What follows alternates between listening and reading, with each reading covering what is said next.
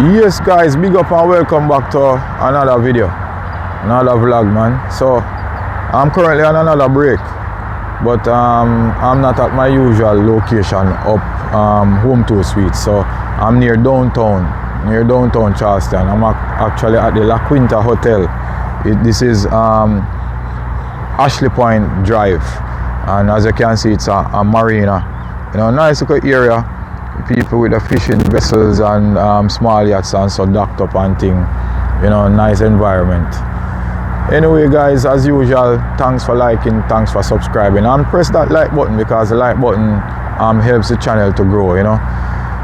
So I'll be looking at going down grades in this video. I'll be showing some clips, and one clip in particular will show another truck driver coming past me going down a grade in Maryland, I-68, just after you leave the Finzel way station of I-68. You know, it's about 13 miles of downgrade, and if you're coming down that grade with a load and you're coming down too fast, you will have problems with braking. And in this video, the first video I'm going to show, will demonstrate that. So as a young driver coming out here, you need to observe certain protocols and follow the rules, you know, because this guy could have ended up in problems. So as usual guys, follow the ride. There's a sign that says it's a 6% grade for the next 13 miles. So I'm stop to cool down the brakes and see to it that everything is visibly okay, because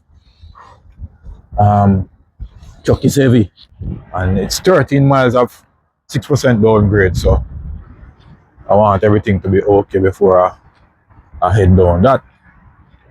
As you can look and see, it's downgrade coming down, and it's the same thing over the hill here, you know. So I think the proper thing to do is follow the rules, follow the books, follow the protocols. So cool down the brakes and inspect, and then I'm heading out. So as usual, follow the ride.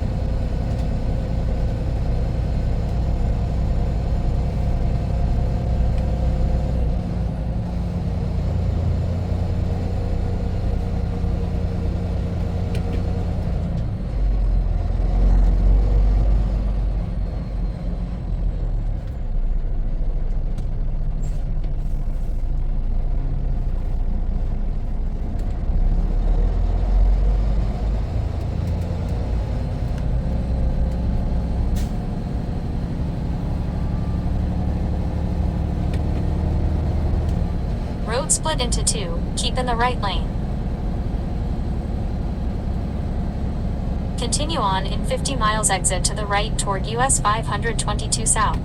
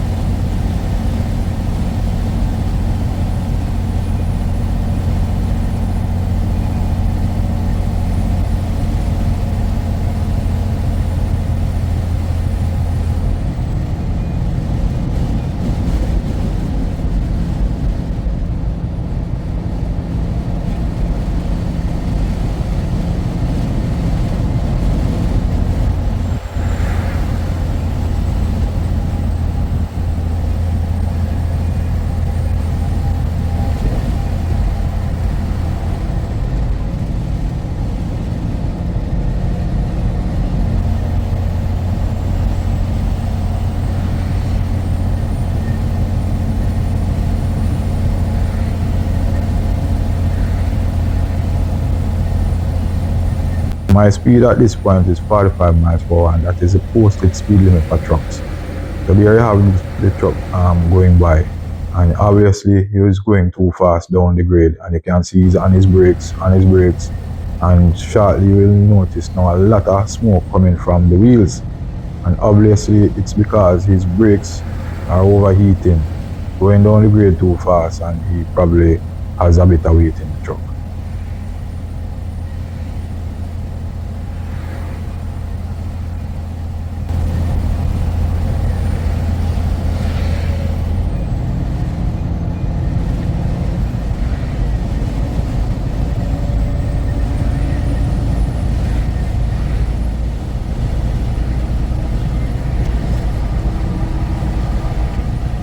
Here's another sign with the posted speed limit.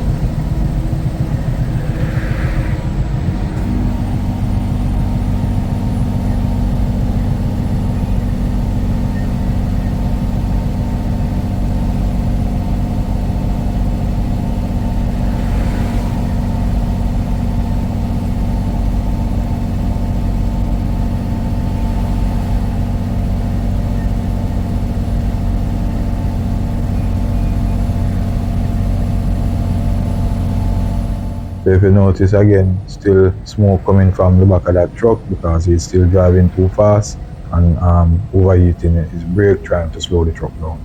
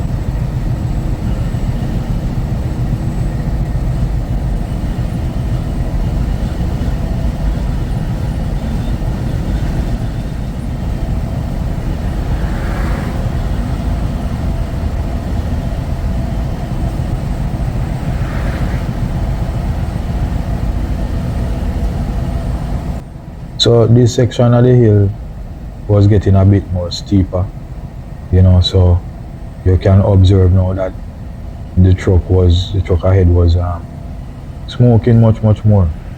So obviously the driver was depending more and more on his service brake to keep the truck down to a controllable speed. And what you can see coming up now is another big enough road sign showing the maximum speed limit for trucks. And there you can see a lot of smoke coming off the truck.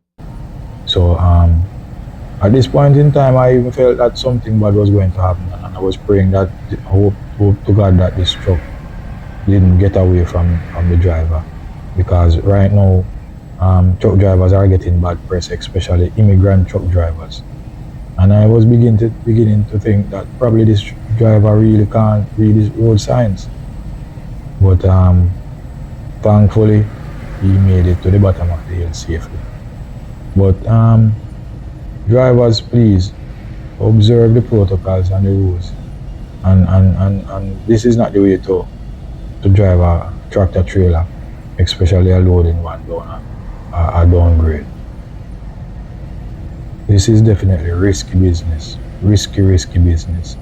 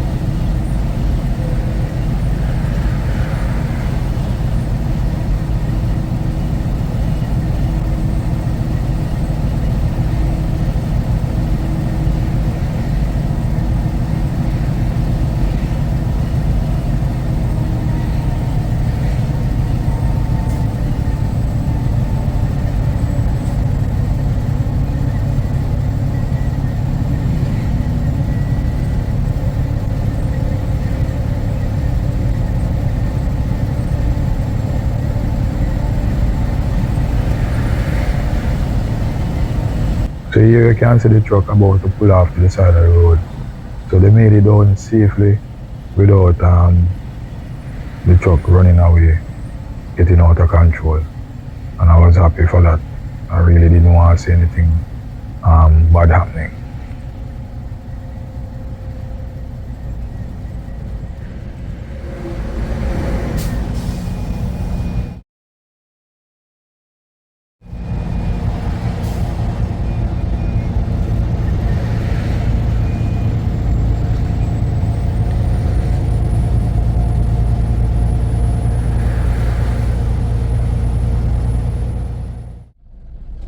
So this is Monteagle downgrade in Tennessee, and it's a 6% grade, and it runs for 4 miles.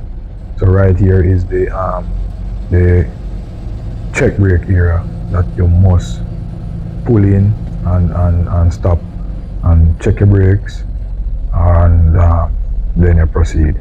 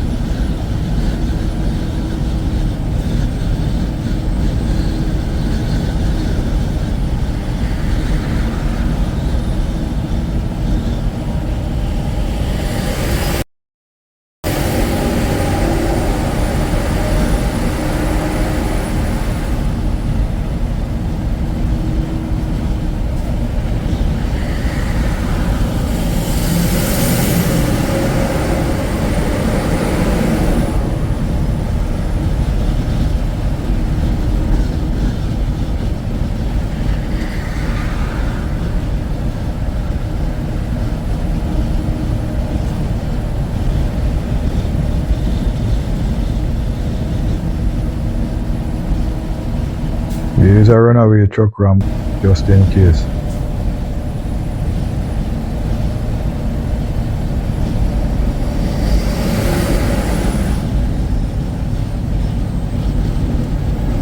And as you can see, there's always trucks running past me because I'm always the slowest one going down these grades.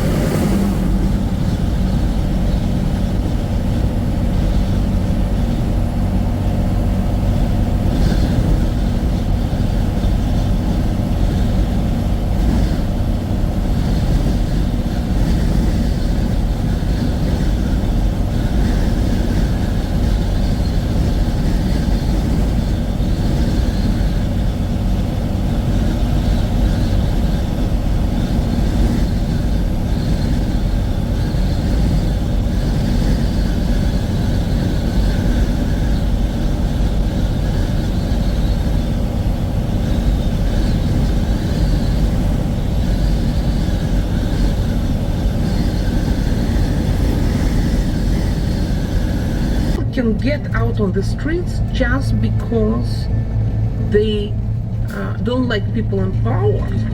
It was a view widely held in Putin's circle. Mr. Obama and others, they decided that America can do whatever they like to spread democracy, as they call it. How many diplomats from the United States were at that time in Kiev? How many? American diplomats were in the midst of the protesters. In Kiev's main square, the Maidan. Assistant Secretary of State Victoria Nuland was one of them. Ukrainians hit the street all over the country, including in Kyiv, and that's how Maidan starts, because they want Europe and they don't want further dependency on Russia. East. So you have Victoria Nuland going out and handing out sandwiches on the Maidan. Crumbling of the Soviet Empire. A year remembered for communism's loss of influence. The quote that he said once that really was so revealing, that the collapse of the Soviet Union was the greatest geopolitical catastrophe of the century. That's how he saw it. Vladimir Vladimirovich Putin. First as Prime Minister and then as President, he came to see America as a growing threat. Vladimir Putin concluded that the United States, when possible, would use its power and leverage to depose leaders that it did not agree with. The former dictator of Iraq. Putin had watched American regime change overthrow Saddam Hussein, and he believed they had engineered revolutions in former Soviet republics. Will stand with you. In the Arab Spring, he watched his ally, Libyan dictator Muammar Gaddafi, dragged through the streets. Putin watches that tape over and over and over again. It's all he can talk about for quite some time. Playing a role in Gaddafi's downfall, the American Secretary of State, Hillary Clinton. Gaddafi must go, and the Libyan people deserve to determine their own future. And in Russia, as massive protests broke out just outside the Kremlin walls, Putin believed America had crossed the line, and he blamed Hillary Clinton. You know, the Russian people deserve the right to have their voices heard and their votes counted. Putin said it was Secretary of State Hillary Clinton who provided funds and means to the Russian opposition and made them to get out on the streets. No question he's looking at revenge at Hillary Clinton. There's no question that he sees Hillary Clinton as an adversary, and he wanted to, he wanted to get her back. Putin would wait for the right moment to strike back at Clinton and the United States. 2 years later, he would test a new strategy during those protests in Ukraine that had overshadowed his Olympics. The first target, Assistant Secretary of State Victoria Nuland. What do you think? It began with an intercept of a phone call. So, I don't think we should go into the government. As Nuland discussed the future of Ukraine, she uttered a profanity about the European Union.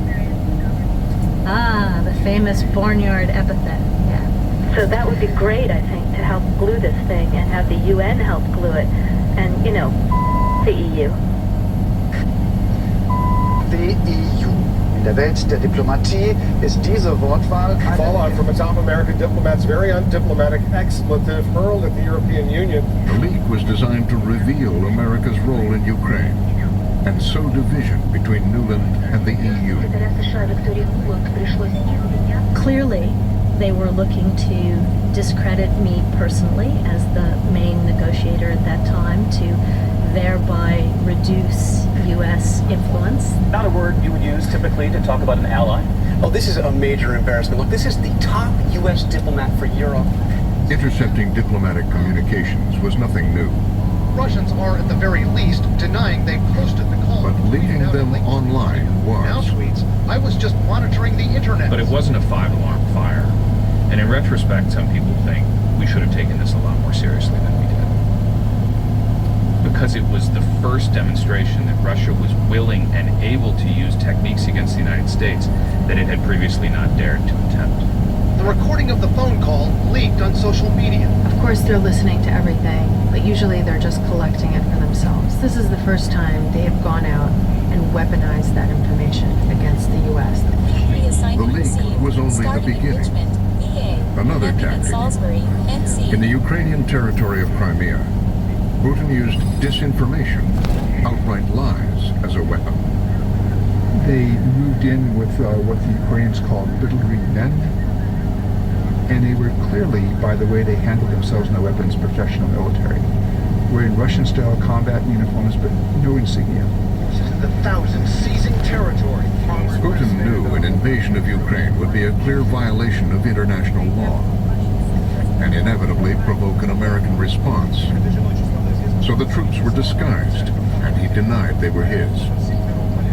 I think it was a tactically impressive move that he was able to basically invade a huge chunk of a neighboring country a tug of war in Ukraine where more and do it in a way that made it difficult to figure out exactly what was going on until it was too late.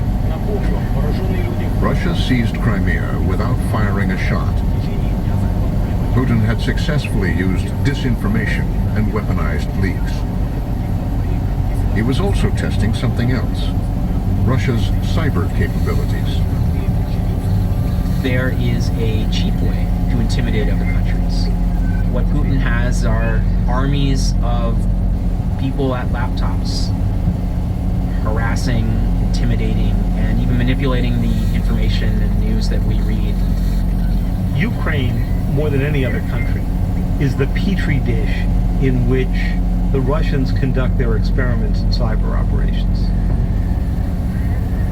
where they worked on manipulating elections, where at Christmas time of 2015, turning off the power to 250,000 people, the Russians figured out just how far they could go without provoking a reaction from us. As the cyber attacks and disinformation ramped up, Russia began operating on a new front in eastern Ukraine. The front line of eastern Ukraine's war. Heavy fighting. The use of paramilitary forces, the use of cyber warfare, the use of conventional military, all of that, and disinformation amounted to an entirely new form of warfare, what became known as hybrid war. In Washington, the American government was struggling to devise a response to Putin's actions. How do you deter behavior when the other side is basically denying that it's even taking place? When the other side is saying, I don't even know what you're talking about, we're not involved. President Obama says he's deeply concerned about In that several phone situation. calls, President Barack Obama confronted